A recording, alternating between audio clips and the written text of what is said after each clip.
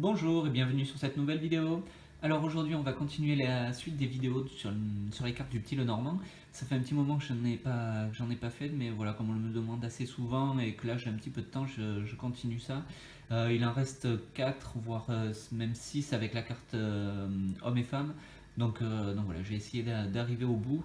Là on va continuer avec la carte numéro 33 la clé et la carte numéro 34 les poissons. Donc alors pour la carte de la clé, déjà, d'un point de vue général, la clé, c'est un objet qui a une forte symbolique qui est rattachée. On retrouve cet objet dans beaucoup d'oracles, même dans certains tarots. Donc voilà, il y a vraiment beaucoup de symbolique sur cet objet. Là, dans le petit Lenormand, on va se servir de cette symbolique qui est rattachée. Donc ça va bien sûr avoir un impact assez positif dans un tirage. C'est la clé qui va apporter des solutions, des solutions à des problèmes, des blocages, qui va apporter la réussite, le succès dans ce qu'on entreprend. Voilà, c'est une carte assez positive. Il y a une notion de destinée qui est rattachée, c'est vraiment l'idée des clés du destin en fait. Euh, c'est En fait, quand elle apparaît dans un tirage, il y a toujours quelque chose qui va être important, qui va impacter fortement la vie du consultant.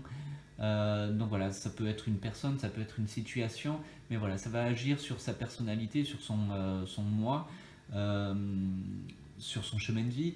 Donc voilà, il y a toujours cette notion d'importance avec la clé, de destin. C'est une carte aussi qui va mettre le consultant en possession enfin, face à ses responsabilités en quelque sorte. Il a les clés en main, il a les clés pour agir, c'est à lui de faire. Il doit prendre des décisions, il doit agir. Voilà, il y a cette notion de responsabilité. C'est une carte aussi qui a un côté assez spirituel. Euh, En quelque sorte, on peut la rattacher au chakra au septième chakra.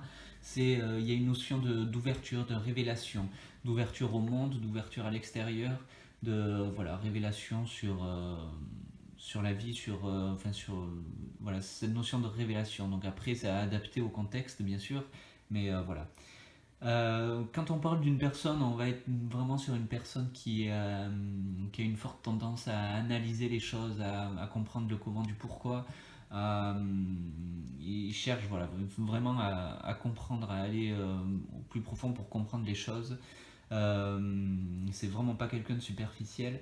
Il est en général c'est une personnalité en général assez spirituelle, qui a confiance au destin, qui a confiance en la vie, c'est vraiment le genre de personne qui pense que rien n'arrive par hasard.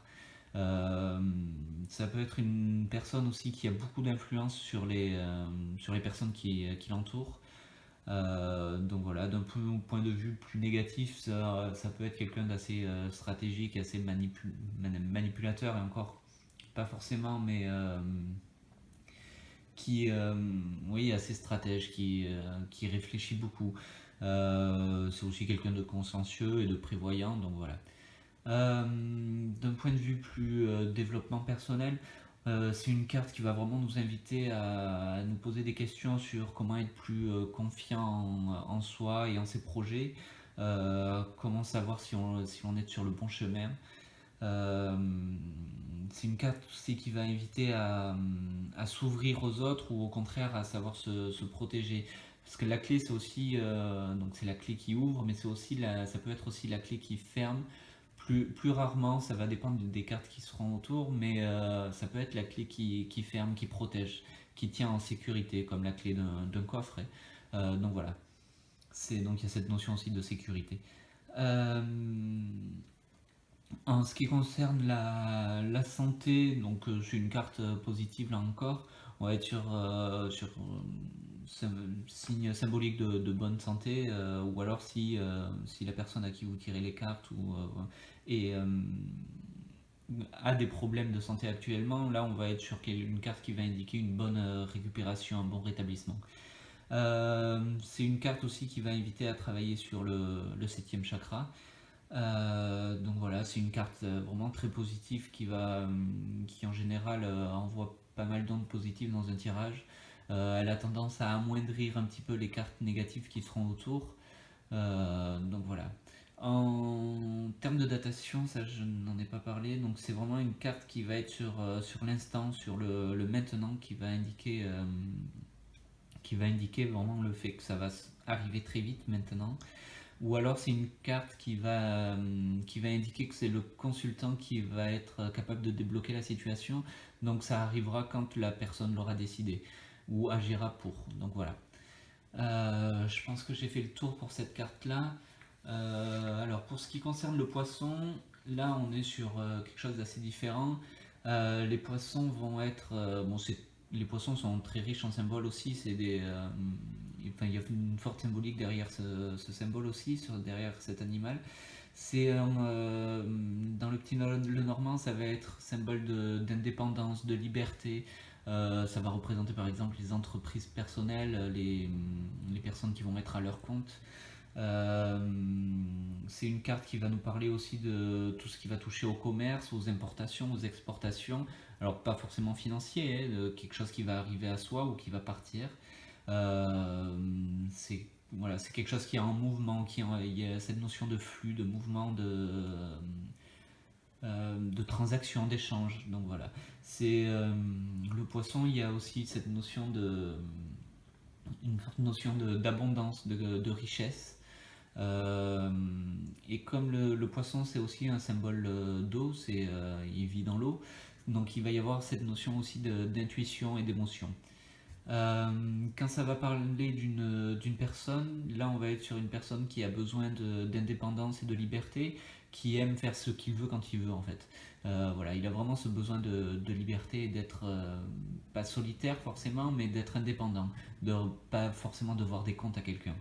Euh, on est par contre sur quelqu'un de sociable, c'est pour ça que on n'est pas vraiment sur quelqu'un de solitaire, mais voilà, il a besoin d'indépendance, mais de contact quand même. C'est quelqu'un de sociable, euh, qui a un contact facile avec les gens, mais qui n'a pas forcément besoin de liens solides avec eux. Ça peut être aussi une personne qui est généralement très rêveur, très rêveuse, qui possède aussi une forte imagination.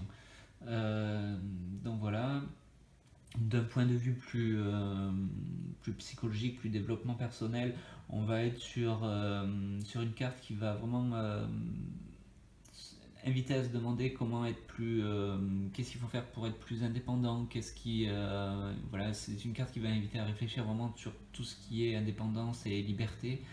Euh, Elle va aussi inviter à se demander quelle est notre richesse intérieure, ou enfin notre propre richesse. Euh, donc voilà. Euh,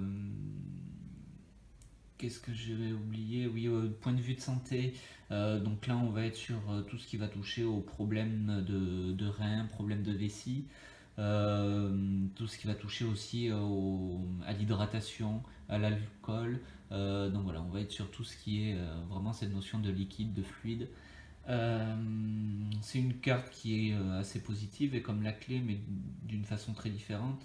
C'est une carte donc positive de façon générale, sauf elle va être neutre en fait quand elle va parler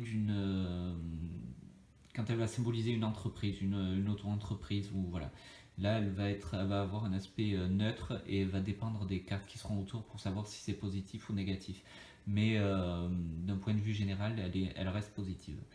Donc voilà, je pense que j'ai fait le tour pour ces deux cartes. Si vous avez des questions, comme d'habitude, n'hésitez pas à les poser en commentaire, je vous y répondrai avec plaisir. Et je vous dis à bientôt pour la prochaine vidéo.